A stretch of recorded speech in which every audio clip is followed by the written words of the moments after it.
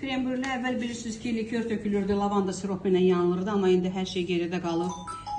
Əsmər şəkər və ağ şəkərlə də yandırmaq olar. Bugün tələbəmiz yandırıb əyani şəkildə göstərəcək. Buyurun.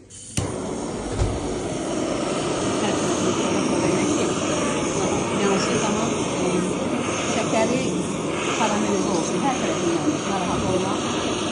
Biraz kənar uzaqda saxla, acı olmasın. Burasını yandır, biraz uzaqdan elə.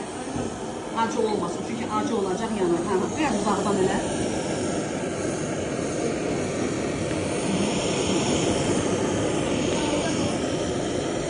Birazdan. Hər tərəfini zəhmət olmasın yandır. Oradan qaşıq belə tut, mənə zəhmət olmasın, çay qaşığı. Biraz da yandır ki, qaşıq vuranda səsi gəlsin.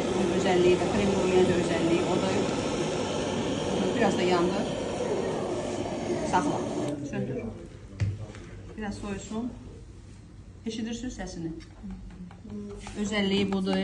Biz elə bunu 1 saat 4 pişirmişik. Sabaha 3-4 saat ən azı qalmalıdır ki, özəlliyi, krem brüleyin özəlliyi üstünün peso şəkərinin belə karamelə olmağıdır.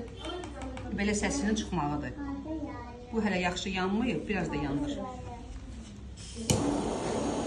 Biraz uzaqdan yandır ki, yanır dadı verilməsin. Sabit saxla, yandır. Bunun özüdür. Əlində qayılqanı fırlada elə.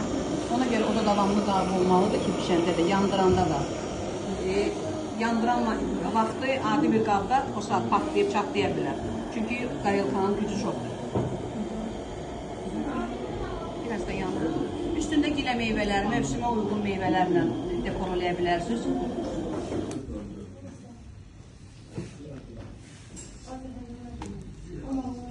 Soyusun. Görürsünüz ki, şəkər hələ qaynayır. Əsmər şəkər, korečivi şəkər, trosnikova şəkərlə, ağ şəkərlə də olmalıdır. Zövqlərə görə. Adətən əsmər şəkər olmalıdır üstündə. Bu yaxşı. Yaxşı. Meyvəsini dekor eləyirsiniz, nuş eləyirsiniz. Bugün də yiyim dadına baxın, qalanları da sabah yiyib baxacaqsınız ki, qalmış necə olur, tartelet kimi, qalmamış necə olur. Yiyim dadına baxın.